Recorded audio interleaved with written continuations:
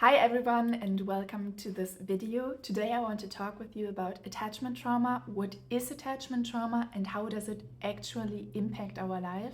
But first of all, I would like to ask you, do you know the feeling of being frustrated for trying everything so hard and getting nowhere?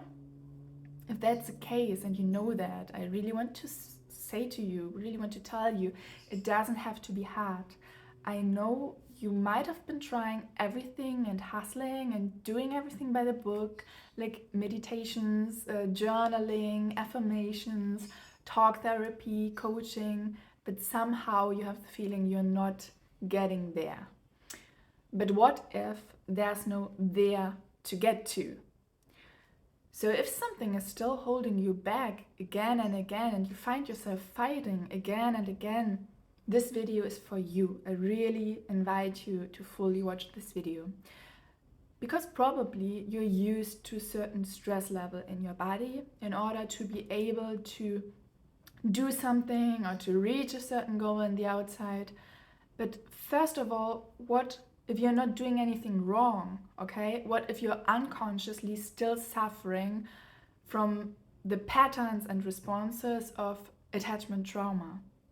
So today I want to explain you what attachment trauma is and how does it impact our life, okay? So basically at the core of attachment trauma is the idea that there's an inherent danger in another person getting close to you. But why? Where does that come from? So the root of that are most of the time destructive relationship patterns and destructive behavior or any other abusive experiences we made in contact. So most of the time with our caregivers at a young age we made these kind of experiences when our nervous system was particularly receptive for that. So the point is, the caregivers and parents that are themselves not capable of relating or of building a nurturing and safe relationship, they usually pass their destructive behavior and relationship patterns to their children. And in the end, it's like a distortion on the level of our nervous system, and it's a way of creating distance to their own children. So anyway, what happens most of the time is that the child was put in a dilemma, let's say, in which it really needed the love and the affection and security of its parents or of the family system to survive, of course, because it is dependent, but it is equally helpless and powerless and at the mercy of the caregivers, at the mercy of the relationship patterns, without a chance to escape or to choose something differently. So that's the dilemma of the child, and it shows the dependency of the child to the caregivers. And that's usually the starting point that changes literally our physiology and affects us in the way we perceive the world, and the way we perceive ourselves, and also in the way we perceive other people. And to this initial situation comes an alarming condition because of a projected danger to another human being, because we constantly restage this scenario and we experience that projected danger as stress in the body system. But what does it mean? Okay, what does it mean?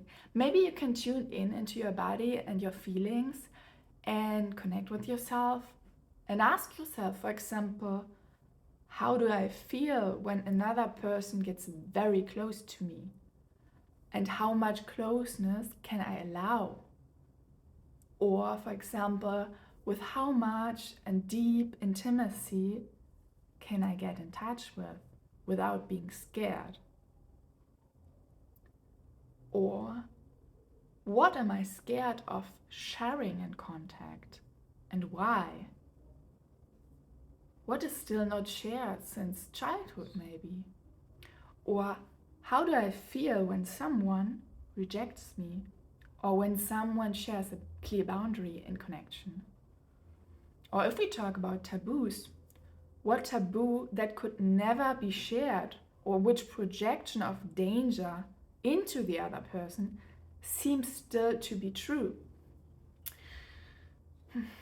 In other words, the manifestation of trauma can show up in lots of different ways. Okay, it can show up as the inability to form profound relationships and connections with others, can show up in the inability to fully trust another human being, or in the inability to really show ourselves as we are, vulnerable, real, authentic, and also the inability of being fully present, being really present in the moment, in the here and now, in connection. So on the one hand, we have the idea of a danger to another human being. On the other hand, we have a certain stress level, in the body, a hold charge, or also known as stuck emotions in the body system. And then we possibly have a certain reaction pattern, like a trauma response. Maybe we get a certain trigger from the outside and a certain trauma response follows. So as a result, we cannot connect at all or not deeply and completely to another person, and we struggle with being fully present. So the connection to yourself and to others is limited because of attachment trauma, and it doesn't feel complete, and that creates suffering. Because being disconnected basically creates suffering, which we often try to numb through compensation or bypassing strategies. So maybe you know that bypassing strategies can be numbing ourselves with alcohol, for example, or with drugs. And I mean, there are so many bypassing strategies. For example, also constantly overthinking, constantly over analyzing can also be a bypassing strategy. Bypassing our true feelings, for example, by overworking. And yeah, I want to give you some examples. For example, are you the one that cannot wait for the weekend to come so you could have more than one drink and numb yourself and bypass certain feelings? Or you're always super busy and you love overworking and you bypass certain feelings by overworking? Or, for example, do you still push yourself for seeing results in the outside instead of being fully present? Or do you constantly overthink and overanalyze yourself or other people around you or any situation rather than being really present and feeling your feelings, feeling what you are actually feeling right now? Or another one, are you obsessed by the idea of getting somewhere, of fixing yourself? Or do you constantly identify with mental content, with mental concepts or spiritual concepts or certain scenarios in your head? So bypassing and compensation strategies can have many, many faces, and it can also mean keeping a tight focus, being disconnected to your feelings, to your body states, keeping an extremely tight focus and being extremely identified with mental content and not being able to interact on a deeper level. So there are many bypassing strategies that hold us back from safety, from a regulated and relaxed state, nervous system state, and it also holds us back from true connection in the present moment. It holds us back from being present, basically, being really here, being there together. So yeah, I hope I could give you a nice overview, a nice picture what attachment trauma is. And yeah, I'm really curious, what do you think about that video? What do you think, or how do you feel about this topic? What kind of experience did you make? I'm curious, and I would love to get in touch with you. Please write a comment or write me a private message. Let's get in touch. I'm curious to yeah, hearing from you. And yeah, thanks for your attention. And I wish you an amazing day.